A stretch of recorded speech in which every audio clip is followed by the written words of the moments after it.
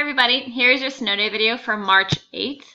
Because of all the snow that we've had, keep in mind that I had to change some dates that were going to be happening this week and part of next week. So that study session that was going to be yesterday is now Monday of next week, 1:45 to 3:45. That's all AP Calc.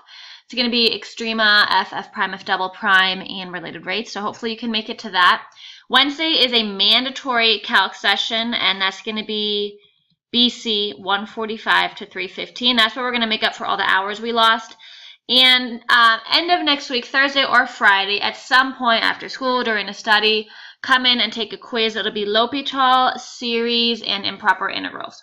All right, so let's just pretend this is a normal day and that we did not just get a foot of snow, and get your warm-up out on your green sheet. And I want you to do this warm-up here. I want you to do a P sub 3 of x polynomial approximation. We're going to write a Taylor series for it. I'm going to talk a little bit more about the difference between Taylor series and geometric series in a couple minutes here. But do this on your green sheet. I do not want you to do it from scratch, so don't be setting your derivatives equal to each other. I want you to use your building blocks 1 over 1 minus x, which was your first series that you learned. And I also want you to find the interval of convergence for j of x. This is what we did in class on Monday, so look at your notes there. Also, if you are not here Monday, make sure you get those notes from someone so that you can make sure you have everything. All right, pause the video and do that now on your green sheet, and then I'll come back. All right, you should be back with your warm-up done. If it's not done, pause the video again and finish up here before I show all the answers here. You want to make sure you're practicing this. That's the only way you're going to get comfortable with it.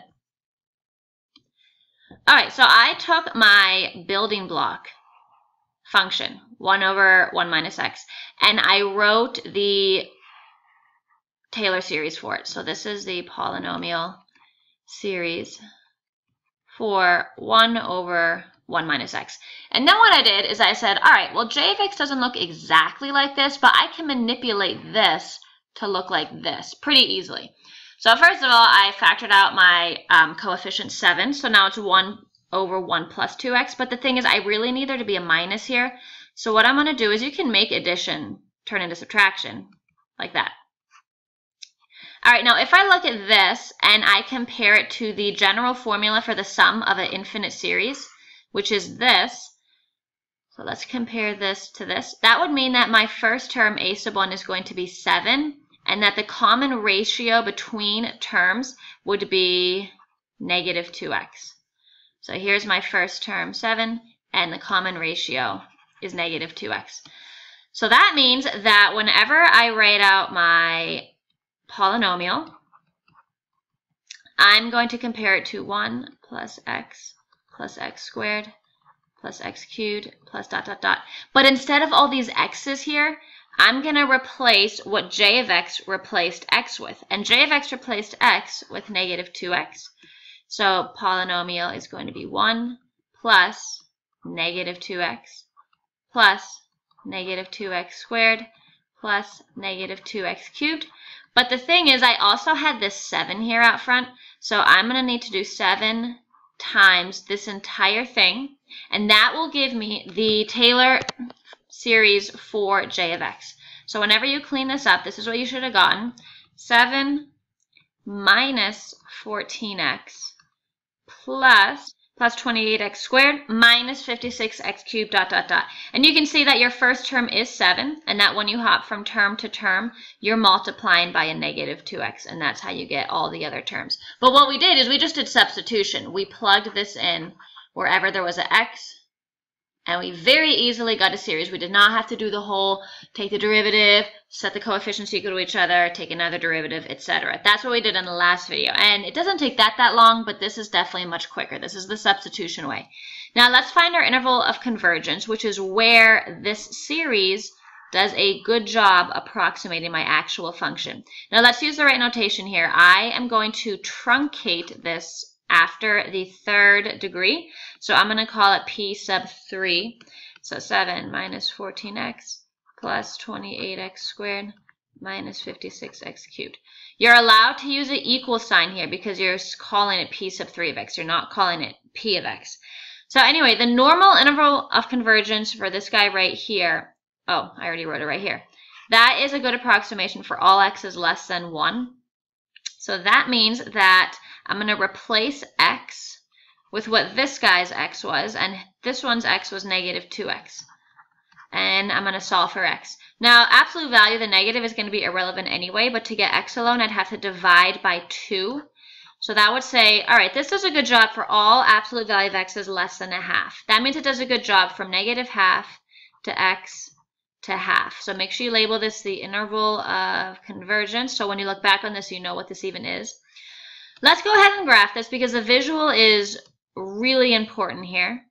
Here's my regular function in red. And what I'm going to do is type out what we had here. Now, if I just say, okay, y equals 7, that is just a function value at 0. Because remember, this is centered at 0. I didn't clarify that before, but I guess I should now that you know what a Maclaurin series is. We found a Maclaurin series. It was centered at 0. That means the function is just going to be a horizontal line hitting the function when x is 0. Now, if I do the minus 14x, that is a tangent line. And we talked about how every single tangent line approximation was actually a Taylor series of the first degree. So at least it's tangent, but that's really not that good of a job. So now let's do plus 28x squared. Okay, it's spreading out a little bit along the curve. And then let's add our third term, minus 56x, whoops, to the third. So it's doing okay. And if I go up, it's actually on the curve for quite a while. I would have to really scroll up to see the polynomial separating from the function. And if I go down here, it does a good job up until around here. If I added more and more and more terms, I could add 1,000 terms here and keep going. The function will only be able to do a good job from negative half to a half. So even if I add tons of more terms, it's not going to get that much better than it already is. So that's what the interval of convergence means. It means it does a good job from negative half to half, and that's as good as it's going to get. I now want to continue an example that we began on Monday. If you weren't here Monday, again, make sure you got those notes so that you're not totally lost on some of this stuff. And on Monday, we were going to use a Taylor series for what Taylor series were actually meant to do, which is approximate function values with the Taylor series. Now, we were using a function that was familiar that we could plug into so that we're in a familiar context and we can clearly see the error. Now, you might be wondering, why would I ever use a polynomial to approximate values of this when I can very easily plug into this? Like the time you would really need a Taylor series if I was like, hey, what's sine of 5 pi over 7? Or what's sine of 3? It's like, I have no idea. I can't even plug into that. So that's when you would really need Taylor series. For this one, we already know what f of a half is. F of a half is very clearly 1 over 1 minus a half, which is 1 over a half, which is 2. But again, we need to see what the true value is so that when we practice this for the first time, we can see the error. So let's go ahead and do the approximation for f of a half using p sub 3 of x. So p sub 3 of a half is equal to, we're just plugging in half for all the x's here, and we got a Taylor series approximation, of 15 over 8. So then it's like, okay, well, what is the error? Because a big part of the AP exam will be finding error. And we said error is actual minus predicted. And this is what we'll do. There's going to be two kinds of error you'll need to do. This is like your intro to the idea of it. Actual minus predicted, well, that would be my actual function value minus my predicted function value, which is an eighth, which is kind of bad. It's not horrible, but it's off by quite a bit here. And I want to talk about why this was not equal to this. And we were just talking about that when the bell rang, and I just want to refresh your memory because it's been a while. And just when the bell was ringing, we had just said that this is not equal to this because I'm only using up to here. I truncated my whole Taylor series at the third degree, and I completely cut off all of this stuff, which goes on forever. And this right here is why there's an error, because you're not plugging into all of these. All you did was plug into these. And that's a huge idea right there. And I know for some of you it might be really obvious, but you really want to be thinking exactly why we have that error. So let's go ahead and talk about that error. On the AP exam, what we're going to start doing is writing error like this. Now, we already did actual minus predicted, but actual is f of a half. predicted as p of a half, the polynomial version. And this error is exactly equal to everything that we left off when we did our truncation. So it's a half to the fourth, plus a half to the fifth, plus a half to the sixth, dot, dot, dot.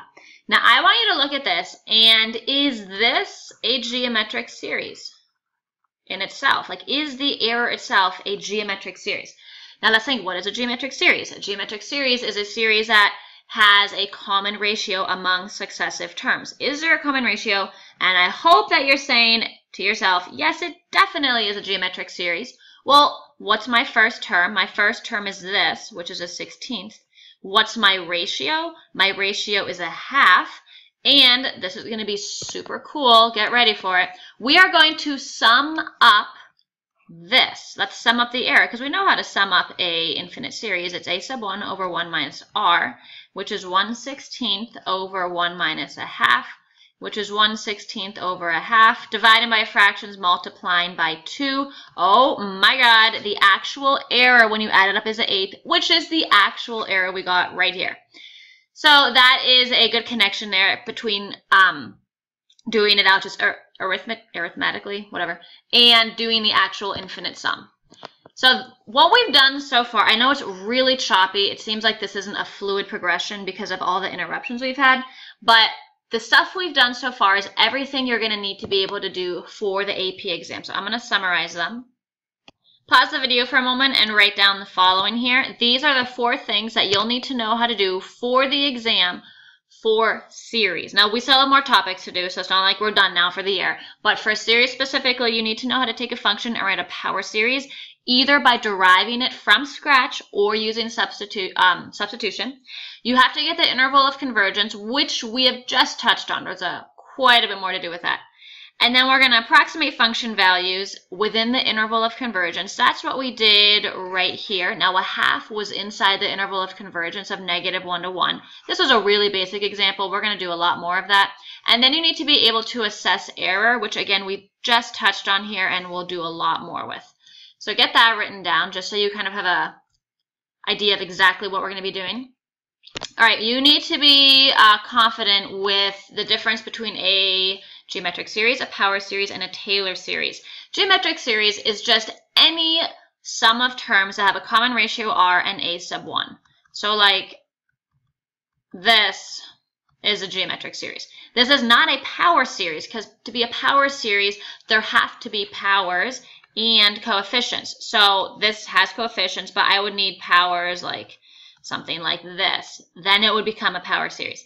To be a Taylor series, it has to be a power series. Notice how they build off of each other, the definitions. That is a power series, which is a geometric series. There's a specific format or rules for your coefficients here.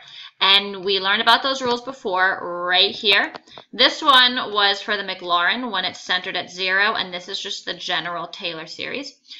So here's the rule to get your coefficients. We're going to be doing a lot more with this in class, and I know this might be really uncomfortable right now, writing it down. It might seem like a foreign language, and that's because it is. Math has its own language here. The more you write series notation, the more comfortable you're going to get with it. I just want to talk one more second about 2 other series that we can get. Let's take a look at this function right here and say I want a power series for it. You could do it from scratch, but let's see, can I do it real quick using a building blocks 1 over 1 minus x, the first one you learned. You might be looking at this and wondering, how am I going to manipulate this to look like this easily with substitution? The thing is, you're not going to use substitution. You're going to notice that g is the derivative of f. And if you don't believe me, let's take the derivative of f right here. And if you bring this to the numerator, you can easily see that g is the derivative of f. That means g is the derivative of what f is. So you can just do the derivative of the building block term by term to get a brand new series. When you do that, the interval of convergence of the original comes along. So the interval of convergence of f was this. So that means the derivative interval of convergence is the same. Let's try another. Make sure you pause the video and get this example written down fully before we do the next one. Here's my last example right here, and notice that h of x is the antiderivative of 1 over 1 minus x. We're going to use natural log because it's to the first power. You need the negative because it was minus x. I'm going to use the first fundamental theorem of calculus to take into account the initial condition that h might have had. You have to do that when you do an antiderivative. Oh my god, I'm almost out of time. Pause and write this down.